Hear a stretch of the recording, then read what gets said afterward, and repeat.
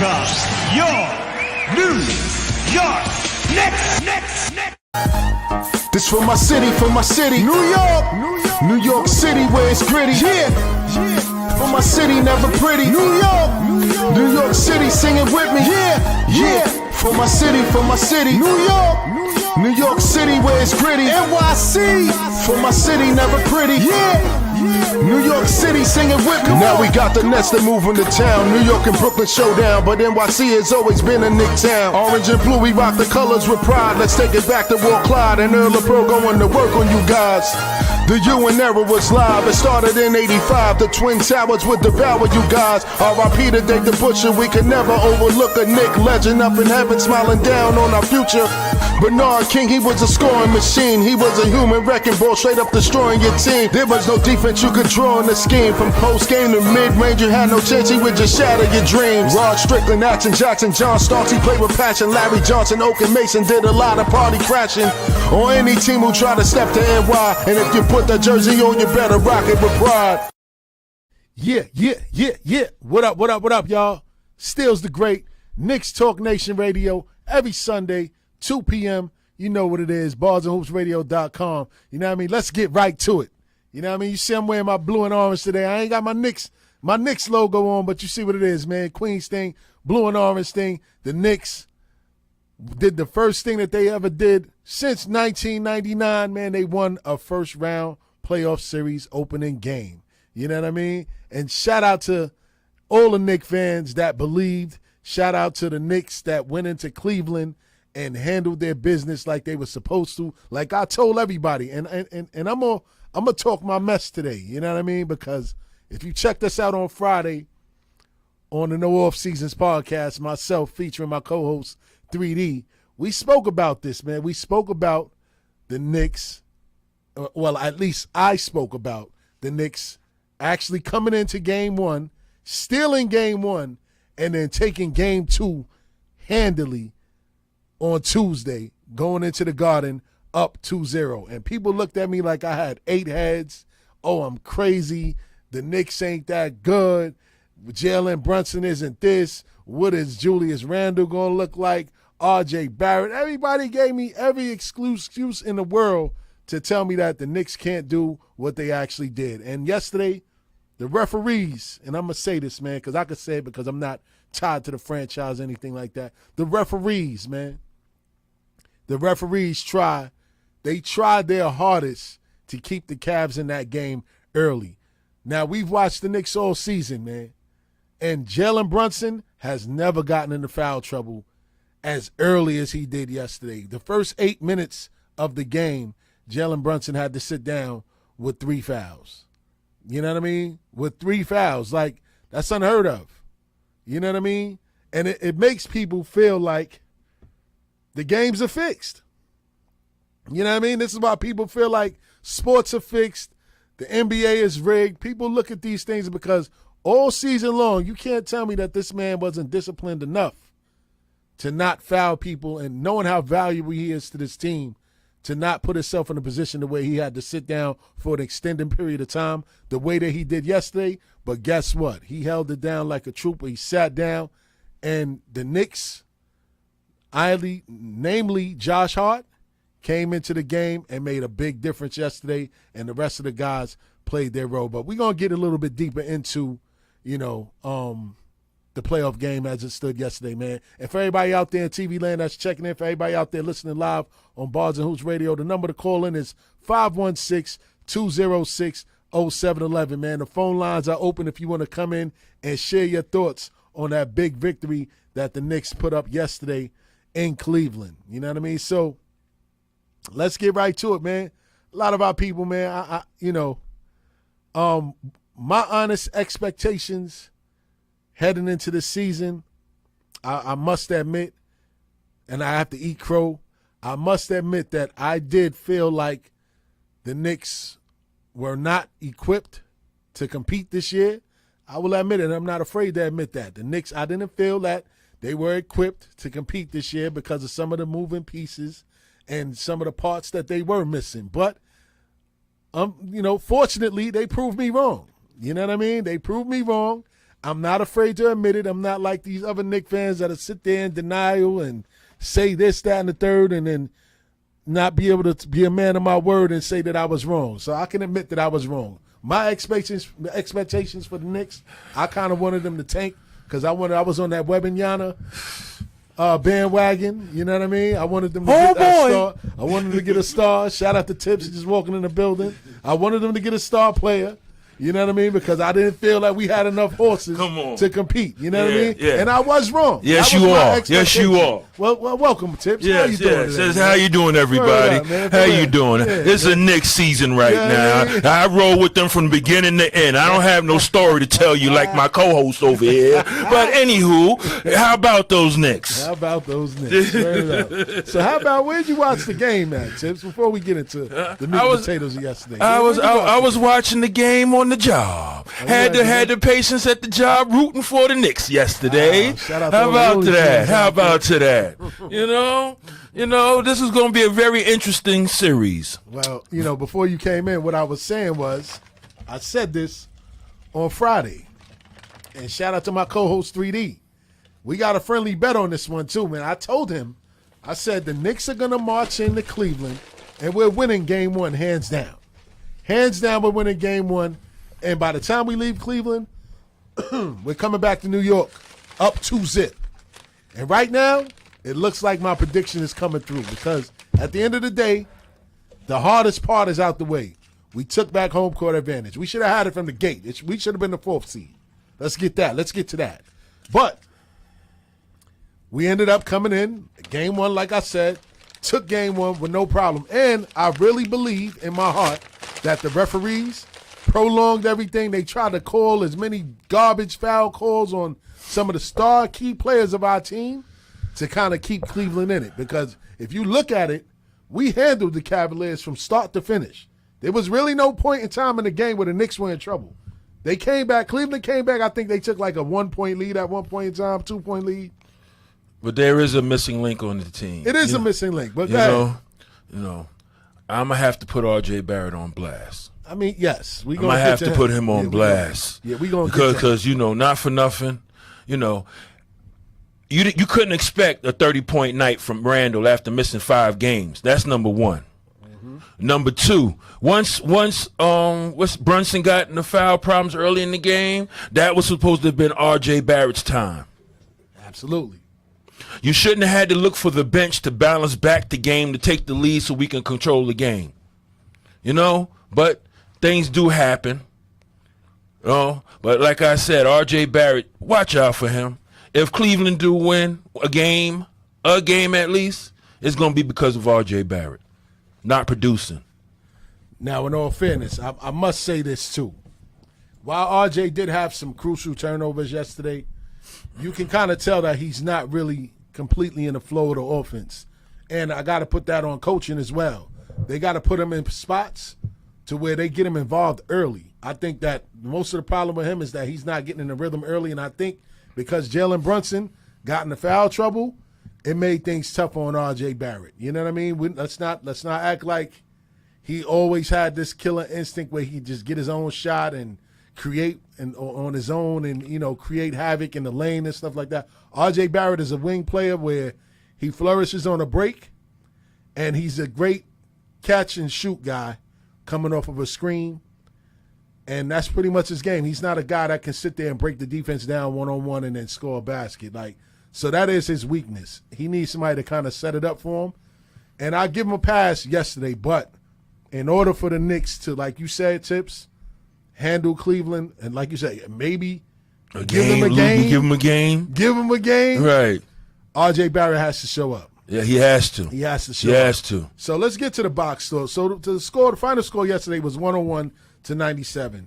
For the Knicks, Julius Randle made his return. He played 34 minutes. He scored 19 points, grabbed 10 rebounds, dished out 4 assists on 7 for 20 shooting, 3 for 10 from three-point range. He had a couple of big threes for us, too, when it mattered. Even though he went 3 for 10, they went in when it counted. R.J. Barrett, like we said, he played 31 minutes. He only had 7 points, 4 rebounds, and 6 assists.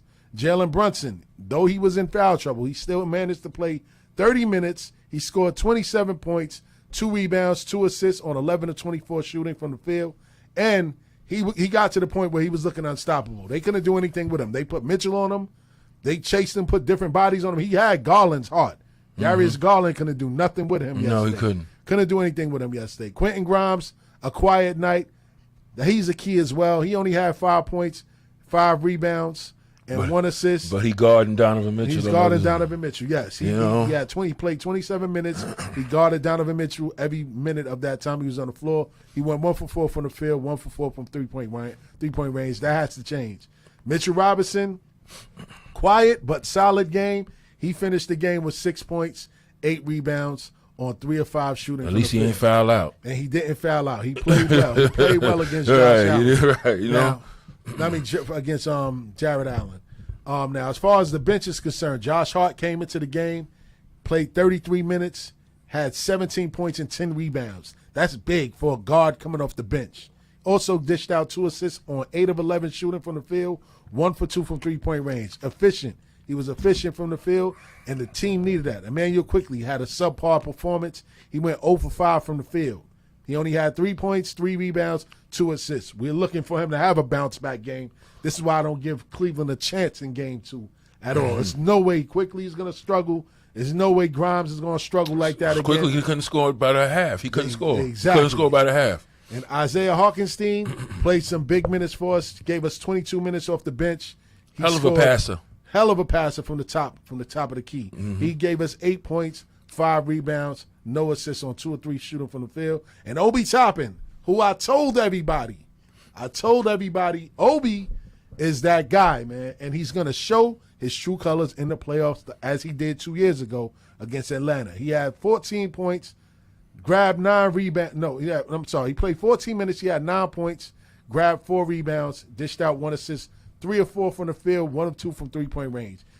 Filled in great for Julius Randle when he got tired because Randle was clearly tired. Right. Yes. And you got to shout out Tibbs. Yeah, he did a little extra. He did a little extra. That's why you had to sit him down for a little minute. Absolutely. Yes, he did. Absolutely. And on the Cleveland side of things, of course, Donovan Mitchell, he scored 38 points. He shot the ball 30 times. He scored 38 points, grabbed 5 rebounds, dished out 8 assists. Darius Garland chipped in 17 points. Jared Allen grabbed 14 rebounds and scored 14 points. Other than that, the team wasn't doing anything. Shout out to Ronnie Thompson on the check-in. He said Toppin is that dude. That's yes, a fact. He is. Yes, and he shout is. out to his pops, too, because we played with him, too, Ronnie. You know that. Word. Evan Mobley, quiet night. Everybody was talking about, he's the 3rd, 4th best player. But he was playing a little defense. He was giving a little problem at one point in the game. He was giving problems. A little point in the game, you know. Yeah, he had 8 points and grabbed 11 rebounds, 2 assists. He went 4 for 13 from the field. To me, he's not a threat. And if Julius Randle is on top of his game, he's going to give Evan Mobley problems. What you think about that, Tips? Yeah. Most likely, you know. I give Randall a little bit more time on the court, you know, since he missed his 5 games straight. You know. So, some of the big takeaways that you saw in that game, right? For me, I'm gonna run down mine. We could go one by one, right? The officiating, the way that they officiated the game, and I hate this when people say the playoffs is a different beast altogether. It shouldn't be. That means that they're skewing the rules to make games more competitive because they wasn't calling these games like this all season. No, the players would have adapted if they was calling the games this tight all season. Why you want to start now? You know what I mean? You fouling, you putting the key players in foul trouble. Like I said earlier, Jalen Brunson, he played 8 minutes and was in foul trouble. He hasn't been in foul trouble the whole time he was here. No. What's your thoughts on that? They tried to get Brunson out of the game, you know. Early in the game. They took the motor away. But it didn't phase the Knicks because eventually, as the bench started taking over control of the game, you know, they tried to hit with these late calls, a lot of late calls, you know. That call with that one with Randall tried to do the Euro step and he elbowed what's his name, Okoro in the nose. Yes. How you feel about that call? That was a fan. It was part flopping as well. Right.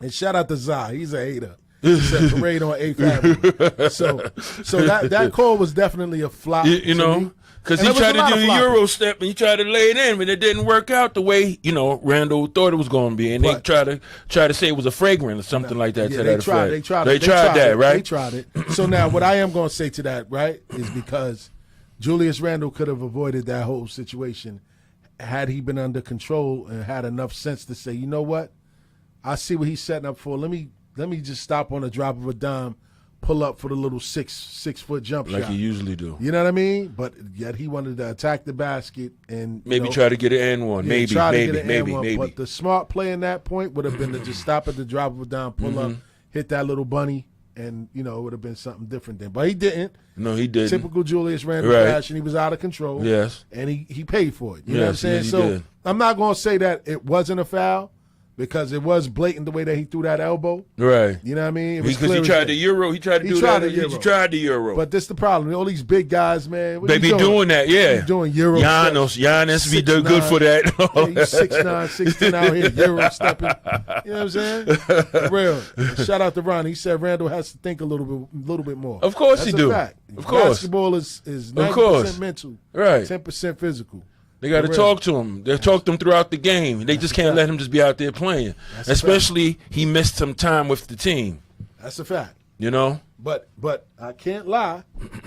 He came back, and he looked like he really didn't miss a step. The only thing that was the problem was his conditioning. As far as the rust, as far as his shot falling and everything like that, he was out here doing his numbers, man. So I commend Randall for coming back and doing, you know, that part. So his conditioning was another takeaway for me. Hopefully, you know, he got this game under his belt. Right. Next game on Tuesday. And definitely on Friday, he's going to be back to his normal self, and then we're going to crush the Cavaliers. You know what I'm saying? Now, moving on, Jalen Brunson, man, another thing I'm going to take away from him is his poise in the second half. He came back knowing that he was in foul trouble, and he took over that third quarter.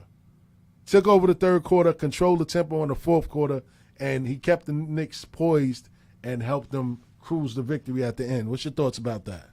Of course, because they know they tried to get him unbothered from out of his game throughout the game by him getting those early foul problems. Yes. But being that he came in as the true player that he is, he came in the second half and did what he was supposed to do. That's a fact. He earned his money in that game. That's a fact. That's a fact. And like you said earlier, man, we got to talk more about R.J. Barrett, man. I really believe in him. I ain't ready to just throw him away right now, but this is his second chance and the second time playing in the playoffs within the 4 years that he's been here. So I'm willing to give him a little pass because you got guys that have been in the NBA for umpteen years that have never sniffed a playoff series and they've never played in that type of pressure game situation. So that game, I'll give him a pass because Cleveland is known for their defense on the perimeter. But I'll challenge him to step up and play a little bit stronger. But you also got to hope that the coaches put him in a better position. He needs to kind of sort of stop relying on the jump shot as well. You know, but they were open though. I know that too. But sometimes he has that left in him as well as he got the right in him. But he don't do it. Yes. He doesn't do it. Yes. But he has it in him. That reminds me like Allen Houston. If Allen Houston drove to the hole a little bit more, maybe the Knicks would have to win the championship instead of relying on the jump shot all the time. Yeah. Well, we know here nor there. But, you know, R.J. Barrett got to think a little better.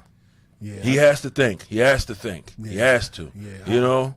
Yeah, I think that they need to really start featuring him in the offense early, man. And I think that they know that because if he's clicking, there's no way that the Cavs are beating us because – He can put them in some foul trouble. I don't know who they had guarding him. I don't know if it was Mitchell or if it was Garland. But if it was Garland, they need to run some plays for R.J. Barrett down low to put Garland on his hip and draw some fouls and put some pressure on him in the paint because there's no reason in the world why they can't get him going, man. Not for nothing. The Knicks should have a three-headed monster right now. Absolutely. They should have a three-headed monster. Absolutely. Brunson, R.J., and Randall. Yes. That should be the three-headed monster right now. Yes. You know? Yes. When Randall gets put out the game or what have you, that's when R.J.'s time. Absolutely. You know, when Brunson is out the game, R.J. and Randall can do some things. Absolutely. You know, it shouldn't have to rely pretty much on the bench to come up big Absolutely. to hold them down to win the game. Absolutely. But what I will say is that, again, man, it falls on the coaching, and it falls on them putting RJ in positions to utilize his size against those smaller guards on the Cavs sideline. Kobe Osman, he shouldn't be able to hold RJ Barrett, man. Not as talented as RJ is, man. RJ should be having his way with that guy. So I do look for them to target whoever Garland is guarding. If they try to hide him on RJ, Tibbs better make adjustments and make sure that they attack that matchup, because there's no way they should be having Garland guarding RJ Barrett. You know what I mean? You can't hide him on defense on anybody on the Knicks. Now, another takeaway from that game was the way that Jason Hart stepped up big in that game. Like I said, he had double-digit rebounds. He had 14 points, 10 rebounds. This is what he do. You know what I mean? He's one of the smallest men down low. 17 points and 10 rebounds. Excuse me. He was the smallest player down low against all those bigs and still come up with the rebounds. Come on. Against Jared Allen, Mobley, Yes. Yes. Take the rebound, try to start the fast break going down the opposite way. Yes, and you got to applaud him for playing hurt at the end. When he sprained his ankle and he came back the very next play and hit that huge three where the play broke down and he was stuck with the basketball. He couldn't get it to Julius, or he couldn't get it back to Brunson. He was forced to get the man off of him, take that little step back three, and it actually went in, man. So you got to commend Josh Hart for his toughness and stepping up big in big moments when the Knicks needed it, because that put us up by 3. His heart should be in a big man. He plays with a big man heart. You know what I'm saying? Absolutely. A lot of that's what our next big men should have, that type of heart that he has. That's a fact. That's a fact. And the other big takeaway that I seen in yesterday's game as I was observing, Quentin Grimes wasn't comfortable in the offense. He didn't even really look to shoot that much.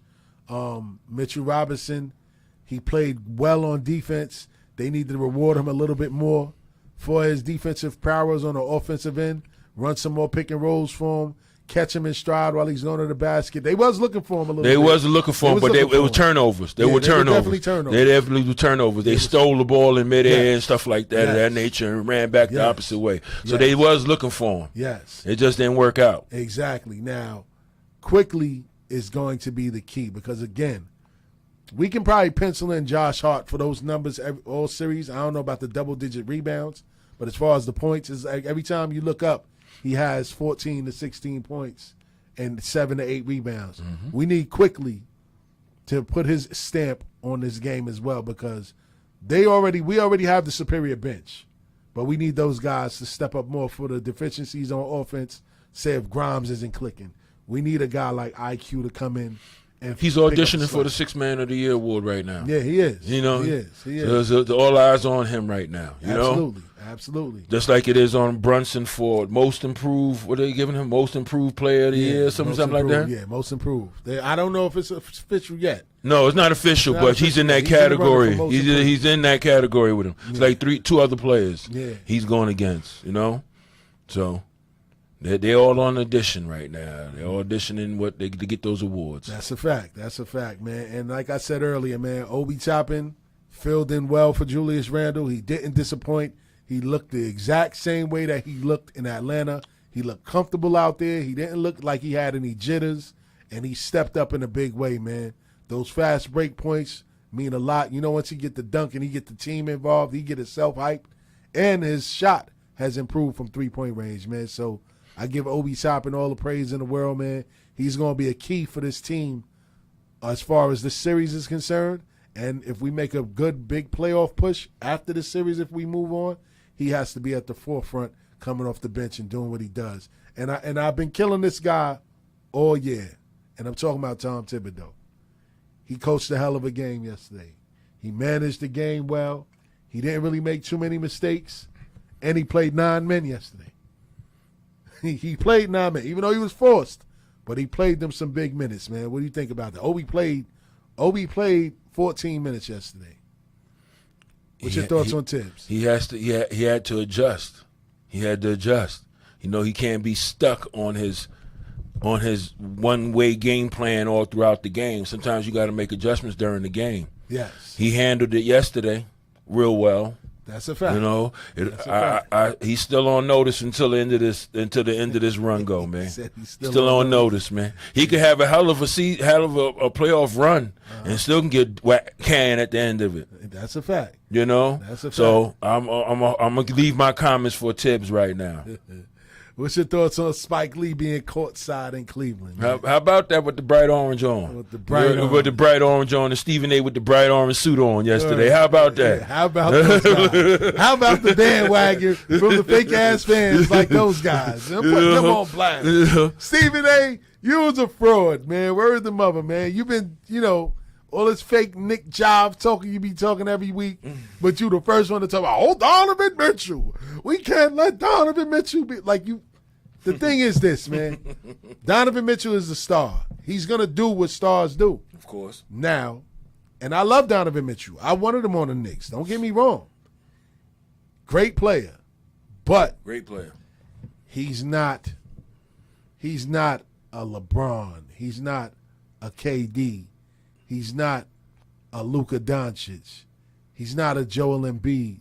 And this is no knock on him. But to me, he's not a difference maker. He's not a Dame Lillard. He's not a Steph Curry. Am I wrong? No.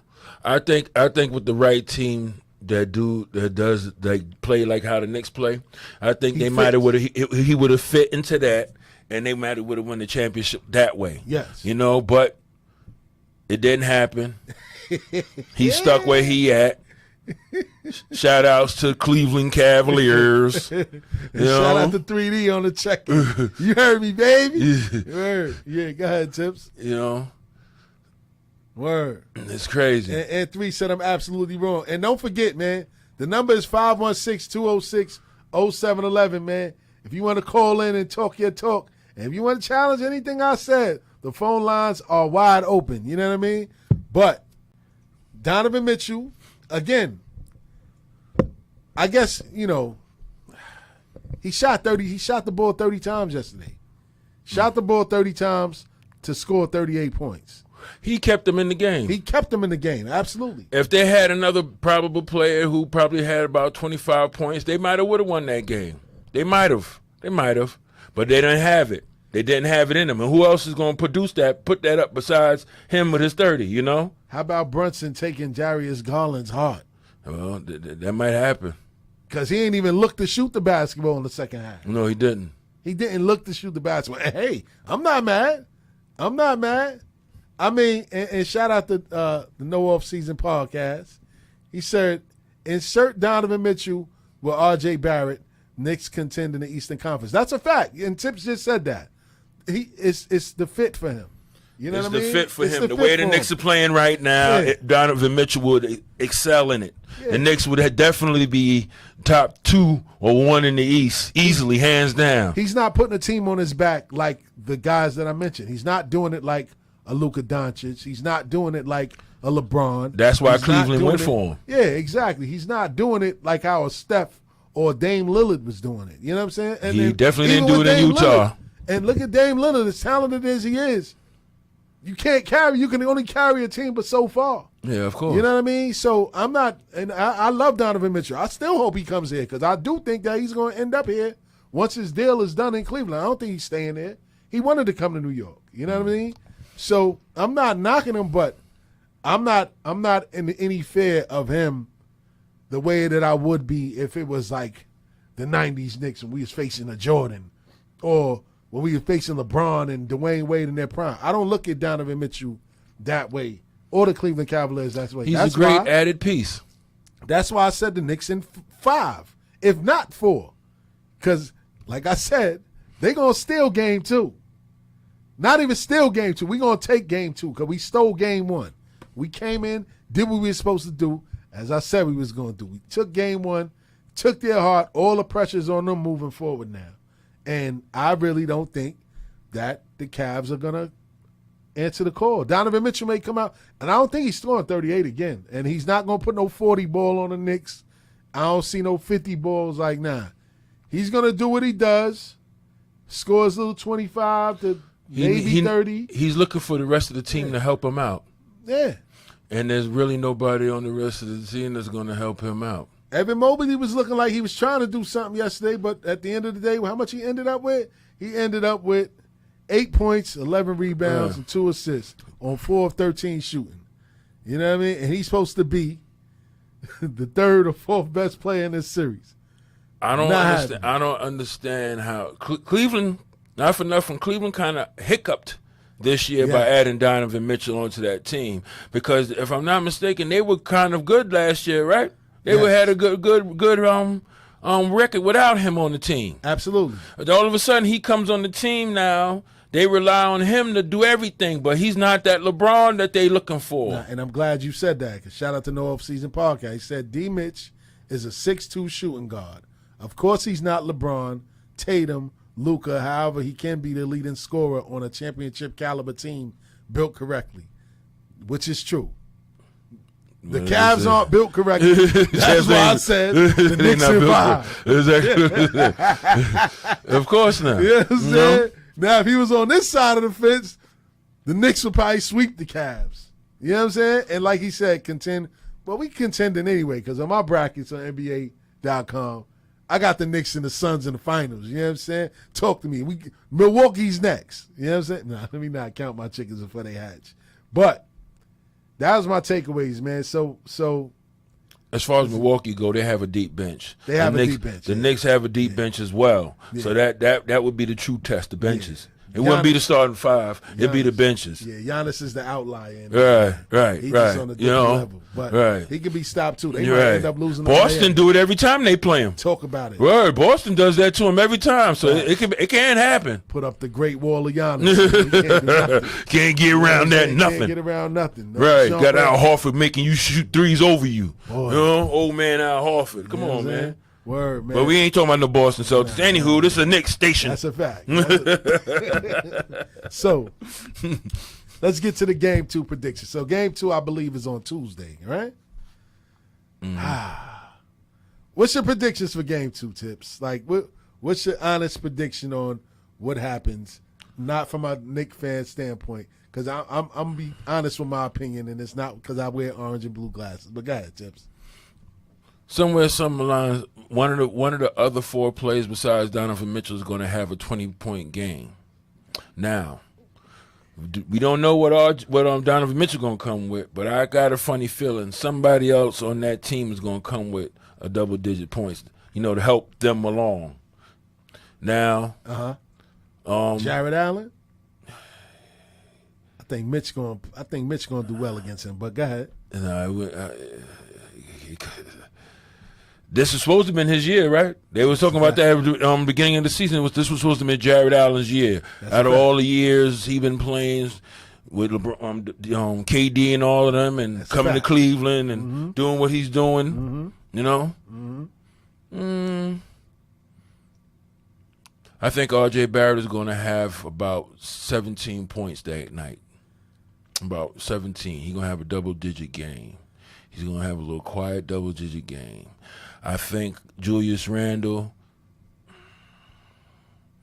might get you like 23 points that night. Quickly, he's going to come at about 12 to 15, realistically. Okay. We got a call. Nick Talk Nation on Bars and Hoops Radio. Who's this? 3D, man. 3, what's up, champ? What's going on? What's up? Just what up? What's going on? What's going on, kid? Talk about it, 3. You got to give Tibbs his props. He outcoached homie yesterday. Did he? That was for me. That was the difference in the game. That's a fact. He stuck to his guns. I didn't like the flow of the game. It was like a junkyard game where it was up and down. The Knicks went up, and then they let Cleveland get back in it. My thing is, I think it's going to be a close series. Y'all can forget about Donovan Mitchell he's going to get off. The reason he's going to get off is because he's going to become a volume shooter in this series. And he's going to play damn near 40 minutes every game. That's a fact. He has to. Of course. He's going to have to. That's a valid point. That's a valid point. The adjustment wasn't made by Darius Garland. By me watching the game plan is when Garland plays out a pick and roll, we're going to blitz him. he didn't make the adjustment the entire game when they were doing that. That's a he fact. even turned it over a few times by doing it. Yes, That's he a did. fact. That's a fact. So my thing is another thing. This is not a series for Okoro and Osman. This is a series where you plug in Karis LeVert because he's another guy that can shoot and get to the basket on his own. And he did So, nothing yesterday. He did nothing yesterday. He did nothing. But you gotta remember, they put him in, then they pulled him, and then they went with Osman the rest of the way. They didn't even put Okoro back in the game. So my thing is, I think the adjustment, if they're smart, is going to be more Karis LeVert because you need another guy who's an offensive threat out there, along with D. Mitch and Garland. Because at the end of the day, they are small guards. That's So a you fact. need another guy because you don't have a wing guy. Who's the wing that scores for them? They don't have one. Yeah. No, they That's don't. the missing piece of their team. They don't have a wing. They don't have a versatile wing that can make threes and get to the basket. Kid, look at they bench real quick. So Osman, LeVert, Wade, Rubio, and Mobley. And Get them out of here. But the only reason Osman played those many minutes because he shot those 2 threes. Yeah, but That's the only reason why he played in the game. But He this is stayed- why I had say those it's- major minutes. But 3, this is why I say this ain't even gonna be a close series. Like that means you're gonna have to burn Donovan Mitchell and those guys out. They're gonna have to play 40-something minutes every game. Cause they bench, you can't rely on them. The only one reliable on their bench is Karis LeVert. You can't rely on Rubio. What is he doing? He can't shoot. He's old now. Wade, you can't count on him. Mobley's younger brother, you can't. Nah. So that's already clear that the Knicks got the advantage on the bench. Yes. That's already clear. The Knicks bench is deeper. They have more guys that you can put in a rotation, Yes. whether it be foul trouble or guy need a rest. They have a deeper bench. Facts. My thing is the reason why I feel like Cleveland is going to be able to stay around and hang around in this series is because their front court is always going to be able to get you a double-double. Jared Allen and Mobley is going to always get you double rebounds on the boards, and they kind of, clog up the paint. So the Knicks don't have that advantage because if they did, the Knicks would run them out the gym, actually. So if it comes a game with Jared Allen or Mobley is in foul trouble, I think the Knicks will blow them out. Yeah, they had 25 combined rebounds yesterday apiece. Well, to combine, Allen had 14 rebounds. Mobley had 11 rebounds. You know what I mean? How many rebounds? Yeah, How much, huh? he had 11. Yeah, Mobley had 11 rebounds. He shot 4-13 from the field. He had 8 points. He played 38 minutes. Jared Allen played 43 minutes. He had 14 points, 14 rebounds on 6 of 8 shooting. So if they had went to him a little bit more, he No, probably but would have had a that's the- monster game. They are a defensive team. They're not an offensive No, team. That's that's the what I'm reason saying. why they've been a top 5 defensive team all year is because they got 2 7-foot dudes That's a fact. hogging the paint. That's a fact. They Not now using in them the right, playoffs, neither. like, And not using them yeah, right. think about it. You need offense to win in the playoffs. You need guys who could go get a bucket on their own. That's a fact. Jalen Brunson did that. Boy. Jalen Brunson did that in the fourth quarter. Donovan Mitchell did that. Quite a few you times. need multiple guys that can go get you a fucking basket. That's if you a don't fact. have that, you're going to struggle to win. That's a fact. And guess what? Yeah, I smell barbecue chicken because the more and more I look at the rosters, it's no way. They're not, Quickly is not going to score 3 points again. Not this series. He's not scoring 3 points again. Grimes is not going to score 5 points again. So what you're telling me is that you'll be super surprised if Cleveland wins a game. That's what you're telling me. I didn't say that they. At least I gave them one. At least I gave them one. Nah. I'm saying that they gonna get at least one, maybe one. I won't be Talking like surprised. it's lopsided. Yo, it is. 3. This is gonna be a lopsided series. Man for man, it is. If you look at the roster and you look at it man for man, it is. But Cleveland, okay, y'all got the better offensive players, multiple offensive players. I give the Knicks that. Yes. What I'm saying is Cleveland has the advantage with the bigs. They have the advantage with Mobley and Allen. They're going to keep them around because they clog up that paint. So you gotta make shots from the outside because it's not going to be a layup line playing against them. All right. So which one of them is gonna come out on the perimeter to guard Julius Randle? You pulling one of them from the paint yesterday, huh? That wasn't Mobley guarding him yesterday. And what happened? And Julius was rusty, and he still gave him 19 and 10. So imagine now when he got his legs and his wind up.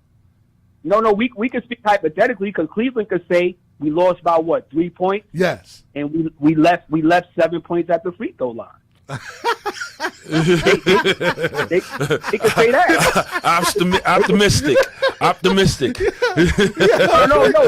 The way Fields is talking hypothetically, they can say that because they have more points off turnovers, they have more assists, Right. they made more threes. They checked all them boxes. So I'm saying from a coaching standpoint, you're gonna say if we make our free throws, we win this game. That's what you're gonna tell your team. So Fields is telling me once he's not rusty no more. Listen, the playoffs is about adjustment. So Let's go. That's what I'm talking about. The Knicks came in there and won. Yep. Now Cleveland has to make an adjustment. If they don't, they'll be going home soon. Hey, How oh about yeah, they that? going home soon. It might be Sunday. It might be next Sunday. Wow. It might be I next. think the adjustment is that we're going to see more Levert. I think that's the adjustment. I think we'll see more Levert. Yeah, but I don't know, man. I don't know. 3. I told you, I think we traveling back. I think we traveling back. Huh? Didn't Levert came in the game and caused a turnover and they took him right out? I ain't pay attention to all of that, but I know me and 3 had this conversation on Friday. I said, yo, come Tuesday, we might be leaving out of Cleveland Tuesday night, 2-0. You know what I'm saying? And I replied, you might as well just say y'all going to sweep them because I think if they go down 2-0, they getting swept. Yeah, there's no coming back after that. There's no coming back after that. So that's what I was saying on Friday. If you telling me the Knicks is going to take both games in Cleveland, then you might as well just say they're getting swept because you're not going to New York and winning 2 games. No, that's a that fact. ain't happening. They definitely not winning Friday night. The Garden going to That's be why I lit. understand the logic. The only thing I was saying that if they stole game 1, teams kind of play with a little bit more sense of Momentum. urgency in game 2. The Knicks feel like they did their job. They did. Now they should get greedy and want to take game 2.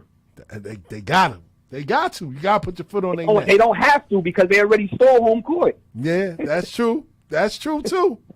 That is true. But, hey, man, it might be a sweep. Yeah, I won't be surprised if it is, man. I just don't see – everybody was hyping it up because Donovan Mitchell, he's like the bright star of the series. But I just don't see the horses that they have to compete. If Donovan Mitchell was on the Knicks, the way the Knicks is constructed right now, we would have been going straight to the championship. And that's what 3 said. If they would have been going straight to him. If he's on a team that's properly constructed, yes, that can happen. But for him to carry them on his own without no real help, nah. No, he can't carry no team because he doesn't impact the game right outside of scoring. And shout out to my brother Jamal. He said Cleveland will be you can't carry a team. That's a fact. Nope. That's a but fact. I think if you put him on the right team with the right role players, it's kind of counter redundant when you got 2 guards who are both scoring guards. That's a fact. That's a fact. I like Garland, but he doesn't facilitate at a high level. Not at all, man. So the Knicks they playing with house money right now. All the pressure's on Cleveland. This is what I said. If they take game 1, they definitely win in game 2. All the pressure's on Cleveland now. They got to come out with their A game. You still game 1, you did your job.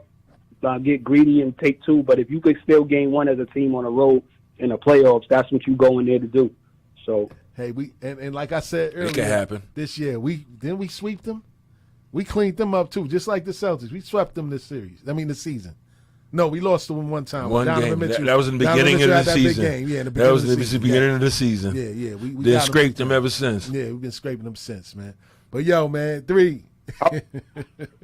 We got 2 minutes, man, before we get out of here. Watch these Lakers get washed up. Oh yeah, you already know. The Lakers we about to come on that, TV. man. And we back on the that. NBA's happy for that. That's a fact. Word up. So 3, man. Next week Tuesday, kid, you gonna be hearing from me, Playboy. No doubt, I hear you. All right, 3. Easy peasy. So there you go. That's my bold prediction, man. The Knicks in 5, and I think that they're gonna blow them out game 2. A lot of people say, nah, it's not gonna be easy. You know what I'm saying? But I think the Knicks are gonna blow them out in game 2, man. That's my bold prediction. And shout out to Kev, man, my brother Jamal. He said, keep the ball in Brunson's hands and we are good. And that's a fact because he's a hell of a facilitator, man. So, Tip, what's your bold prediction before we get out of here, man? I give him somehow, some way, Cleveland going to have to make it interesting, you know? Yeah. But if not, it'll be 5 games and it done. Yeah, I believe it's 5 games, if not 4. You know what I'm saying? But like 3 said, if we at least pull one, out, they got to come with at least if we one. pull out 2, right? If we pull out 2, then it's over. It should be over. Like, but then we got to go for the kill to not come back to Cleveland. So right. This is do or die. New York will definitely go crazy then. That's a fact, man. And I'm gonna be there front and center next week Friday. You know what I'm saying? Along with you, Tips. How about that? So close us out, Tips. Get us up out of here, man. You know, shout out to all the Knicks fans out here who ride with the Knicks from day one, not just adding add-ons. You know, we don't need the add-ons. The riders, you know, bandwagoners. You know. Word up, man. Word up, man. Tips is a man of a few words when it comes to that stuff, man. But I'm going to do all the talking right now. So make sure you check in with us next week, Sunday, same time, 2 p.m., Knicks Talk Nation Radio, featuring myself and Tipper the Gambler. Yes. And make sure you check us out another hour, man, for the unprofessionals, man. My name is Stills the Great, my brother Tipper the Gambler, man. Peace. This is Knicks Talk Nation Radio. And until next week, we are signing off. Peace.